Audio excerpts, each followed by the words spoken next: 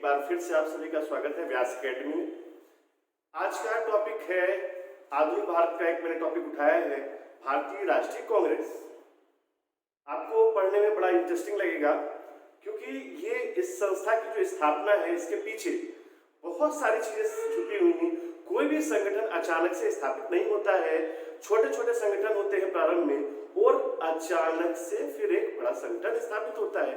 बिल्कुल कांग्रेस के साथ वही रहा।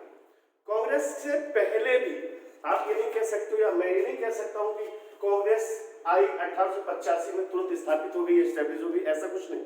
कांग्रेस से पहले जो छोटे छोटे वर्ग हैं वो अपने हितों की रक्षा के लिए अलग अलग संगठन या समूह बना रहे हैं। जैसे जमींदारों ने अपने के लिए एक अलग बना रखा था, और भी जो थे बड़े काश्तकार थे उन्होंने अपने लिए अलग बना रखा था संगठन। तो सबका संगठन अलग अलग था। लेकिन 1885 से पहले कोई भी संगठन ऐसी नहीं था, कोई भी संगठन ऐसा नहीं था जो भारतीयों की बातों को सबके समक्ष या अंग्रेजी सरकार के समक्ष रख पाए। तो हम लोग आइए पढ़ते हैं भारतीय राष्ट्रीय कांग्रेस। भारतीय राष्ट्रीय कांग्रेस केवल वनडे एग्जाम के दृष्टिकोण से ही नहीं, एक आप समझ लीजिए एसएससी हो या यूपी ट्रिपल एससी हो या इसके अलावा या सुपर टेट हो या यूपीपीसीएस हो या फिर रेट का एग्जाम हो, किसी भी एग्जाम में भारतीय राष्ट्रीय कांग्रेस से अधिकांश प्रश्न पूछे जाते हैं।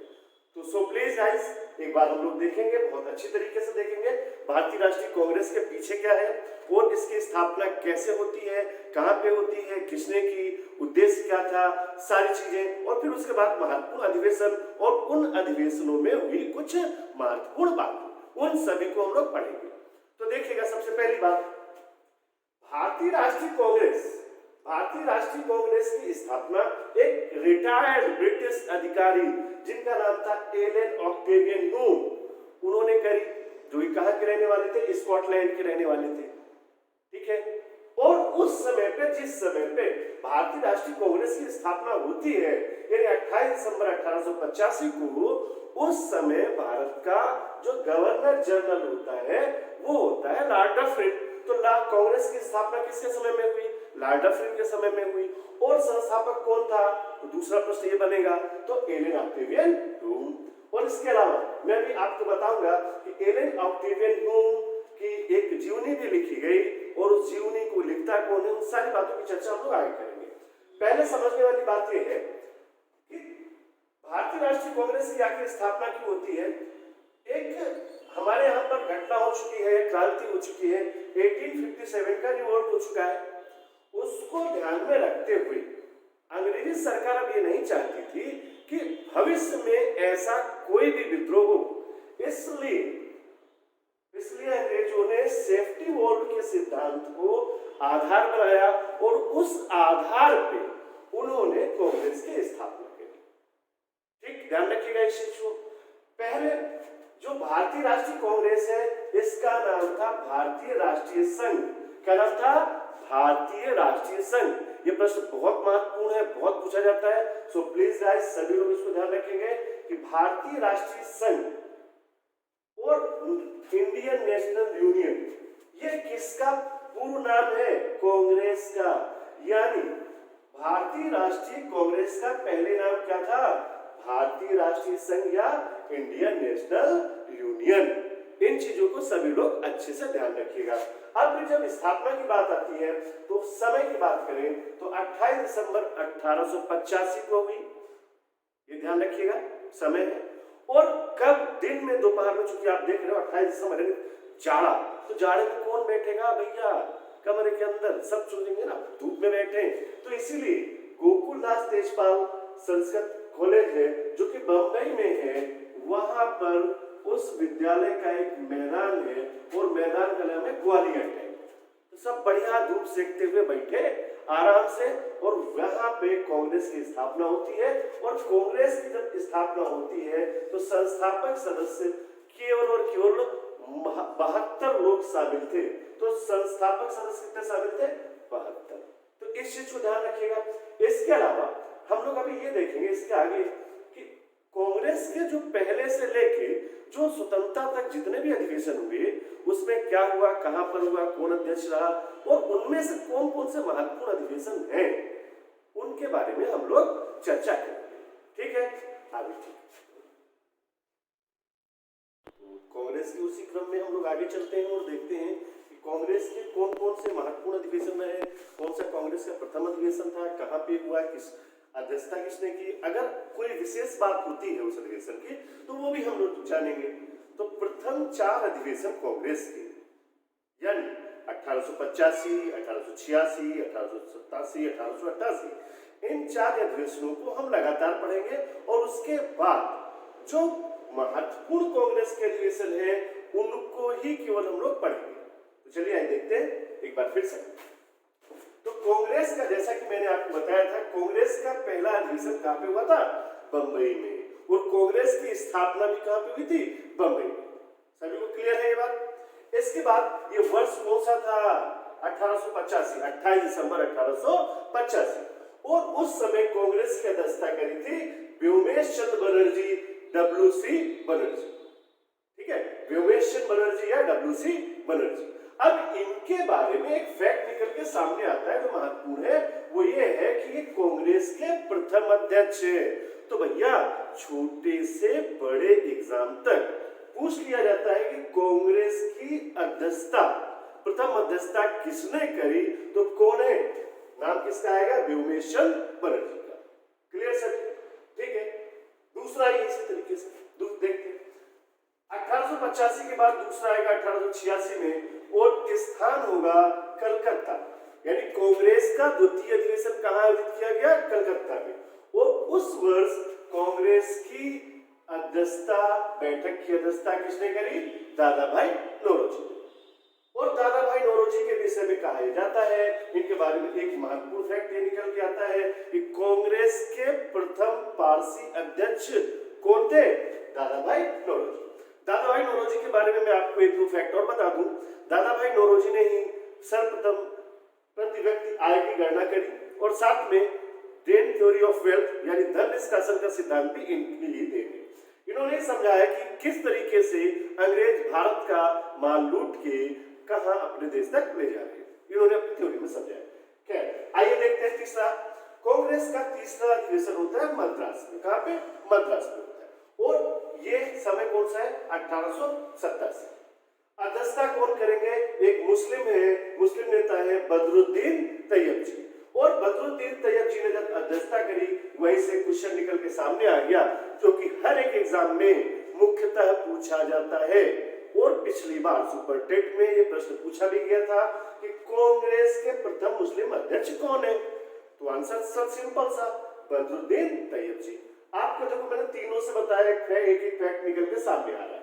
फिर देखते हैं कांग्रेस का चौथा अधिवेशन कहां होता है? इलाहाबाद में। तो ये कांग्रेस के लगातार ये 4 अधिवेशन हुए, ये 4 अधिवेशन कांग्रेस के लगातार हुए। चौथा होता है इलाहाबाद में। सन है यानी समय है 1888। अध्यक्षता करते हैं जॉर्ज जूल या जॉर्ज यूले, दोनों नाम मिलते हैं, जॉर्ज जूल या यूले, आप कुछ भी कह लें। इनके विषय में जो महत्वपूर्ण फैक्ट है वो ये निकल के आता है कि ये कांग्रेस के प्रथम गैर भारतीय अध्यक्ष थे। क्या समझे? कांग्रेस के प्रथम गैर भारतीय अध्यक्ष थे। और दूसरी बात, इसी कांग्रेस के अधिवेशन में पहली बार कांग्रेस का एक संविधान तैयार किया गया। संविधान तैयार किया गया पहली बार। कांग्रेस का संविधान यानी कुछ रूल्स और रेगुलेशन, नियम, ये कब तैयार हुए? पहली बार। किस बैठक में? इलाहाबाद में। अध्यक्षता किसने करी? जॉर्ज यूले ने। ठीक है, ये तो 4 महत्वपूर्ण हो गए। अब इनके बाद हम केवल उन अधिवेशनों को पढ़ेंगे जो कि एग्जाम के दृष्टिकोण से महत्वपूर्ण है और जो हमेशा पूछे जाते हैं। देखते हैं, एक अधिवेशन होता है कलकत्ता में और समय है 1896। मोस्ट इंपोर्टेंट ये आप नोट करके रख लो कि छोटे से बड़े हर एक एग्जाम में प्रश्न पूछा ही पूछा जाना हो। ये 1896 अध्यक्षता करेंगे एक मुस्लिम है रहमतुल्लाह सयानी। कौन है? रहमतुल्लाह सयानी। अब इनके बारे में महत्वपूर्ण फैक्ट कौन सा? क्योंकि आप सभी लोग जानते हो हमारा राष्ट्रीय गीत कौन सा है? वंदे मातरम। तो पहली बार कांग्रेस के मंच से वंदे मातरम कब गाया गया? तो भैया समय है 1896 और स्थान है कलकत्ता, और कांग्रेस के मंच से पहली बार वंदे मातरम का गान किया गया। और वंदे मातरम लिखा किसे? सभी को पता होगा, बंकिम चंद्र चटर्जी।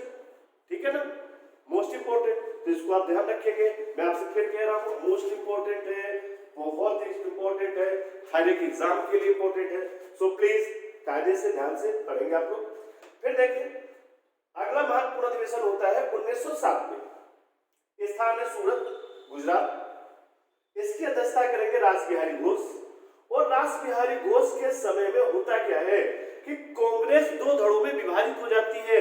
एक प्रश्न पे लेके स्वराज एक शब्द होता है, और स्वराज शब्द को लेकर कांग्रेस नरम दल और गरम दल में विभाजित हो जाती है। तो प्रश्न ये पूछा जाता है कि कांग्रेस का विभाजन किस वर्ष हुआ? 1907 में। तो और कांग्रेस के किस अधिवेशन में हुआ? तो आप बता सकते हो, सूरत अधिवेशन में। और जिस समय कांग्रेस का विभाजन हुआ उस वर्ष कांग्रेस की अध्यक्षता किसने करी? तो साफ साफ लिखा हुआ है, रास बिहारी घोष। रास बिहारी घोष ने अध्यक्षता करी। ठीक है, आगे हम लोग देखेंगे अभी आगे कि ये नरम दल और गरम दल पुनः एक बार मिलेंगे, लेकिन कब मिलेंगे आगे चर्चा करते हैं। फिर अगला देखते हैं, अगला होता है कलकत्ता में महत्वपूर्ण अधिवेशन है और 1911 में, और अध्यक्षता करी बिशन नारायण दत्त ने। किसने करी? बिशन नारायण दत्त। ये महत्वपूर्ण क्यों हो जाता है? महत्वपूर्ण इसलिए हो जाता है कि जिस तरीके से मैंने बताया कि 1896 में पहली बार राष्ट्र गीत गाया गया, जिसको वंदे मातरम कहते हैं, पहली बार वंदे मातरम गाया गया, वैसे ही यहाँ पे सर्वप्रथम 1911 में कांग्रेस के मंच से जनगण मन वो गाया गया। और 1911 में ही बहुत सारी महत्वपूर्ण घटनाएं घटी, जैसे बंगाल विभाजन को रद्द कर दिया गया, साथ में एक दिल्ली दरबार का आयोजन भी किया गया, साथ में यह भी घोषणा की गई कि अब राजधानी जो है कलकत्ता ना होगी, आगे से चल के कौन सी होगी? वो दिल्ली को बनाया जाएगा। तो इसको आप लोग बहुत कायदे से पढ़ेंगे। एक तो 1896 वाला और एक 1911, ये मोस्ट इंपोर्टेंट है। ठीक है, अब आगे बढ़ते हैं। फिर से अगला एक महत्वपूर्ण हम कांग्रेस का एक अधिवेशन देखते हैं, जो कि 31वां ये कांग्रेस का अधिवेशन था। ये 1916 में हुआ और स्थान था लखनऊ। लखनऊ में इस अधिवेशन की अध्यक्षता करी अंबिका चरण मजूमदार या एसी मजूमदार। इसमें क्या हुआ, जैसे कुंभ में जो दो भाई बिछड़ते ना, तो वैसे ही कांग्रेस और मुस्लिम लीग ये अलग हो गई थी, लेकिन लखनऊ अधिवेशन में फिर से कांग्रेस और मुस्लिम लीग पुनः एक हो गई। और नरम दल और गरम दल, जो कि आपको याद होगा इससे पहले अधिवेशन में ये अलग हुए थे, सूरत अधिवेशन में अलग हुए थे, उसके बाद लखनऊ अधिवेशन में पुनः एक हो गए। और इसमें कांग्रेस और मुस्लिम लीग के एक होने में दो लोगों का अधिक प्रयास रहा, तिलक और जिनको हम कहते हैं एनी बेसेंट। तिलक और एनी बेसेंट के प्रयासों से कांग्रेस और मुस्लिम लीग पुनः एक हुई। नरम दल और गरम दल पुनः एक हो गई, यानी कांग्रेस अब और मजबूत हो गई। और यहीं पर तिलक ने एक नारा दे दिया जो कि विश्व प्रसिद्ध है कि स्वराज मेरा जन्मसिद्ध अधिकार है और मैं इसे लेकर रहूंगा। तो आपसे प्रश्न पूछ लिया जाता है कि तिलक ने यह नारा स्वराज मेरा जन्मसिद्ध अधिकार है, ये कहां पर दिया? मुख्यतः लोग ये तो समझते हैं, ये तो जानते हैं कि नारा है किसका, तो बता देते हैं बाल गंगाधर तिलक का। लेकिन कांग्रेस से किस अधिवेशन में दिया गया? तो लखनऊ अधिवेशन में दिया गया। किसके द्वारा? बाल गंगाधर तिलक के द्वारा। आइए अगले पे आइए चलते हैं। कांग्रेस के 32वें अधिवेशन पे बात कर लेते हैं। ये भी बड़ा महत्वपूर्ण अधिवेशन है, क्योंकि ये इस अधिवेशन में पहली बार कांग्रेस की अध्यक्षता कोई एक महिला करेगी, और ये 1917 में होता है कांग्रेस का अधिवेशन, और स्थान है कलकत्ता, और अध्यक्षता करती है एनी बेसेंट। तो एक कांग्रेस की प्रथम महिला अध्यक्ष है। तो आपसे अगर पूछा जाए प्रश्न कि कांग्रेस की प्रथम महिला अध्यक्ष कौन, तो आपका जवाब क्या होगा? Annie Besant. ठीक है, और अगर ये भी पूछ लिया जाए कि कांग्रेस की प्रथम गैर भारतीय महिला अध्यक्ष, तब भी आपका आंसर क्या होगा? Annie Besant. एनी बेसेंट वही है जिन्होंने आयरलैंड, ये आयरिश महिला है, आयरलैंड से आके यहाँ पे इन्होंने थियोसोफिकल सोसाइटी मद्रास आड्यार वहां पर कार्यालय की स्थापना करी थी। और आपको ये भी पता होना चाहिए कि थियोसोफिकल सोसाइटी की स्थापना न्यूयॉर्क में हुई थी, जिसको मैडम ब्लावत्स्की और कर्नल अलकाट ने इसकी स्थापना की थी। इसका एक क्षेत्रीय कार्यालय कह लीजिए, कार्यालय इसका एक मद्रास में खोला गया था और उसके अध्यक्ष, उसका प्रमुख बनाया गया था एनी बेसेंट। एनी बेसेंट ने आगे चल के होम रूल लीग भी चलाया और home rule league Annie Besant के साथ साथ तिलक ने भी चलाया। खैर ये अगली क्लास में हम बात करेंगे। फिर अगला देखते हैं, महत्वपूर्ण एक अधिवेशन होता है 39वां कांग्रेस का अधिवेशन जो होता है, ये बेहद महत्वपूर्ण है, मोस्ट इंपोर्टेंट है, क्योंकि हमारे यहाँ स्वतंत्रता संग्राम के सलमान खान कहे जाने वाले कौन, महात्मा गांधी जी पहली बार कांग्रेस की अध्यक्षता करेंगे। और मुख्य बात यह होती है कि कांग्रेस का यह अधिवेशन बेलगांव, जो कि कहां पे, कर्नाटक में, कहीं पर बेलगाम भी मिलता है, तो कर्नाटक के बेलगांव में महात्मा गांधी ने कांग्रेस की अध्यक्षता की। और साथ में ये पहली और आखिरी बार ऐसा मौका था कि जब महात्मा गांधी ने कांग्रेस की अध्यक्षता की। इससे पहले ना तो महात्मा गांधी कभी कांग्रेस के अध्यक्ष बने, ना इसके बाद कभी बनेंगे, तो ये महत्वपूर्ण हो जाता है। इसके बाद एक और इंपोर्टेंट आ जाता है जो कि महत्वपूर्ण है, ये भी बड़ा महत्वपूर्ण है, कांग्रेस का 40वां अधिवेशन आयोजित होता है कानपुर, यानी स्थान है कानपुर, समय 1925 और इसकी अध्यक्षता करेंगे सरोजनी नायडू। कौन करेंगे? सरोजनी नायडू। सरोजनी नायडू के बारे में महत्वपूर्ण फैक्ट ये आता है कि यह कांग्रेस की प्रथम भारतीय महिला अध्यक्ष थी। अगर केवल महिला अध्यक्ष पूछा जाए तो नाम किसका आएगा? एनी बेसेंट का, लेकिन भारतीय शब्द जुड़ जाए तब वहां पे आप किसका नाम लोगे? सरोजनी नायडू का। ठीक है। और इसी अधिवेशन में एक नई बात और भी हुई, पहली बार हिंदी को राष्ट्रभाषा के रूप में प्रयोग किया गया। तो प्रश्न ये पूछा जाएगा, अगर बहुत टिपिकल प्रश्न पूछा गया तो ये पूछ लिया जाएगा कि कांग्रेस के किस अधिवेशन में हिंदी को राष्ट्रभाषा के रूप में प्रयोग किया गया? तो आपका सिंपल सा आंसर क्या होगा? कौन सा? कानपुर 1925। कौन सा? 40वां अधिवेशन। क्लियर है इतना? चलिए आगे बढ़ते हैं। इसके बाद कांग्रेस का एक अधिवेशन होता है, कांग्रेस का 44वां अधिवेशन, जो कि ये होता है लाहौर में, समय है 1929 और इसकी अध्यक्षता करेंगे जवाहरलाल नेहरू। इसकी अध्यक्षता कौन करेगा? जवाहरलाल नेहरू। बड़ा महत्वपूर्ण अधिवेशन है, पूछ लिया जाता है कि जवाहरलाल नेहरू 1929 में इसकी अध्यक्षता करेंगे और इसमें पहली बार पूर्ण स्वराज की मांग की गई। तो आपसे एक प्रश्न ये भी पूछ लेते हैं कि पहली बार कांग्रेस के मंच से पूर्ण स्वराज की मांग कब की गई? तो कब? कांग्रेस के 1929 के अधिवेशन। क्लियर? और यहां पर एक चीज और महत्वपूर्ण है कि पहली बार 26 जनवरी को स्वतंत्रता दिवस के रूप में मनाए जाने की बात कही गई। और बाद में हम आगे देखेंगे, जब हमारा संविधान बन जाएगा तो हम 26 जनवरी को गणतंत्र दिवस के रूप में मनाएंगे। ठीक है। इसका क्या इतिहास रहा, जब चर्चा करेंगे इसके बारे में मैं आपको बताऊंगा अच्छे से। आइए आगे देखते हैं। कांग्रेस का अगला महत्वपूर्ण अधिवेशन होता है, यह अधिवेशन होता है कराची में, ये 45वां अधिवेशन है, कराची में होता है और समय है 1931 और अध्यक्षता करेंगे सरदार वल्लभ भाई पटेल। कौन करेगा? सरदार वल्लभ भाई पटेल। वही वल्लभ भाई पटेल जिन्होंने देशी रियासतों का एकीकरण किया। ठीक है।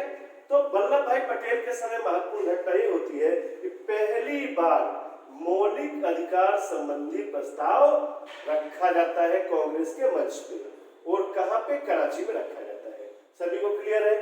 इसके बाद आने वाले दो कांग्रेस के महत्वपूर्ण अधिवेशन है जिनकी अध्यक्षता करेंगे सुभाष चंद्र बोस। ये है 51वां पहला, और ये कहां पे होगा? हरिपुरा गुजरात में, समय है 1938, अध्यक्षता करेंगे सुभाष चंद्र बोस। और यहाँ पर एक एनपीसी की गठन करने की बात भी कही जाएगी। ये किस अधिवेशन में? 1938 हरिपुरा, और अध्यक्षता करेंगे सुभाष चंद्र बोस। 52वां, ये बहुत ज्यादा पूछा जाता है, इंपॉर्टेंट है, क्योंकि सुभाष चंद्र बोस और महात्मा गांधी के बीच में कुछ वैचारिक मतभेद पहले से थे।